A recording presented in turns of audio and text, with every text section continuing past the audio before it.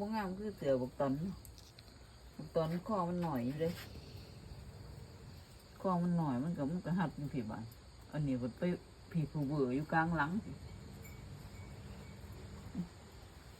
แต่ตะกี้ว่าบ่เลี้ยงว่าติ